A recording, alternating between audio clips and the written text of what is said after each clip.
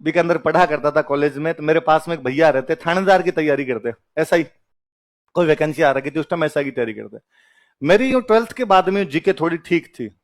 GK मतलब normal जो GK के क्वेश्चन होते हैं उस पर, प्रधानमंत्री कौन है, कितना प्रधानमंत्री कितने टाइम रहा, उस टाइम की पंचायती वाली बातें मेरे खूब आती। मैं उन भैया को चलता है कभी क्वेश्चन पूछ लेता कि बताओ देखे जवाहरलाल नेहरू के बाद प्रधानमंत्री कौन बना। वो भैया कहते लाल बहादुर शास्त्री। मतलब पता ही नहीं, गुलजारीलाल नंदा था। वो कहते हाँ यार गुलजारीलाल नंदा पे तो ध्यान ही नहीं दिया, बीच में बने थे, कार्यवाहक प्रधानमंत्री रहे थे। कभी और पूछ जाता मैं ऐसा, तो उन भैया को लगा ये टाबर थोड़ा ठीक है, वो नए नए मेरे पास आगे रहने लगे थे, यार ये थोड़ा ठीक है। तो उन्होंने एक दिन मेरे कहा यार शाम शाम को तू दिल्ली मेरे से रिवीजन करवा देगा मेरा। मैं निकमा ही बैठा रहता था, मेरे कोई काम था, तो मैंने कहा हाँ, करवा दूंगा। तो भैया दिल्ली शाम को मेरे पास अपना रजिस्टर लेके आते कि आज दिन में ये 10 पेज पढ़े, ये राजस्थान जीके पढ़ी है, साइंस पढ़ी है, हिंदी पढ़ी, मेरे से क्वेश्चन पूछ। टाबर होते तो आप क्वेश्चन पूछने में भी मजा आता है, और उससे भी ज्यादा मजा आता है क्वेश्चन में फंसा ले। अगले को नहीं आया तो अपने लगता है कि देख फंसा लिया ना, नहीं आ रहा तेरे।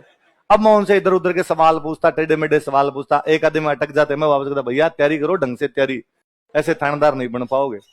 अब यूं करते करते महीना 1.5 महीना हो गया। भैया एक दिन वो लेके आए मेरे पास में, और उन्होंने कहा आज पूछ देखे। मैंने घंटे भर पूछे भाई, भैया एक भी सवाल में नहीं अटके।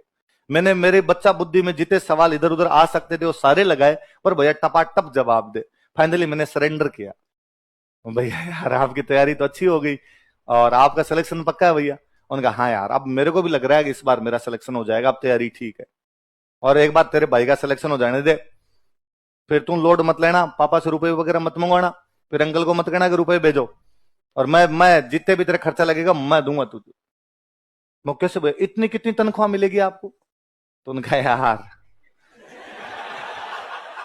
तेरा भाई थानेदार बनेगा, थानेदार, तनख्वाह की यार थोड़ी होती है मत तो।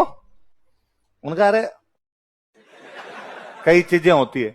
अब आप क्या नए नए स्कूल पास आउट करते तो आप में देशभक्ति की भावनाएं भी सीना तोड़ के बाहर निकलने के लिए तैयार रहती है। और मैं वैसे ही फौजी बनना चाहता था, तो मेरे में ये भावनाएं और ज्यादा थी उन दिनों में। तो मैंने वापस उन भैया को, यू मीन भ्रष्टाचार।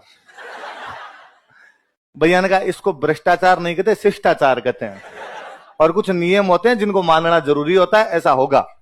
और मैंने भैया को भ्रष्टाचार वाला लेख जो क्लासों में लिखा करते थे याद था, मैंने फटाफट भैया पे डाला वो। और मैं यही कारण है, देश को खतरा बाहरी ताकतों से नहीं है, देश को खतरा अंदरूनी लोगों से। देश को खा रहा है ये भ्रष्टाचार, और रिश्वत लेने वाले लोग देश को दिमक की तरह अंदर ही अंदर खोखला बनाते जा रहे हैं। भैया ने कई देर मेरी बातें सुनी, बाद में उठ के जाने लगे।